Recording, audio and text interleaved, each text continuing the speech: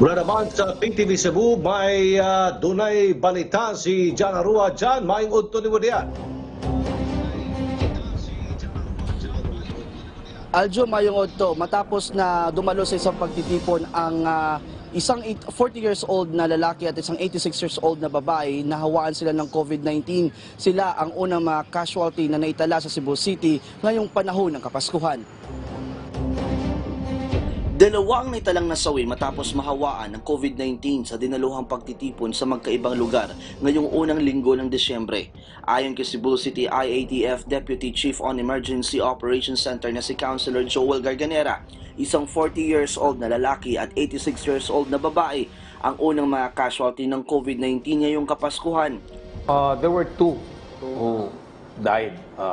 The other one was in December 5, but the one latest, he's 86 years old. He has been to a lot of areas and gatherings, but then again, the problem is talagang lala yung comorbidities niya.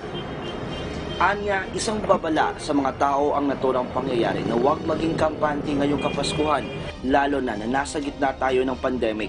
If you go to your own dwelling, uuwi ka sa bahay nyo, and then may parents ka, may elderly dyan, at may mga perhaps may mga pregnant women or may mga masakit dyan, that's the problem. And then, this is why we're also discouraging gatherings, especially big ones, because surely transmission is very much present. Sa ngayon, nasa 191 ang active cases ng COVID-19 sa lungsod matapos nakapagtala ng 11 panibagong kaso. Gayunpaman, mula sa 80 barangay ng Cebu City, nasa 53 na barangay ang walang naitalang transmission ng COVID-19 sa loob ng 14 na araw.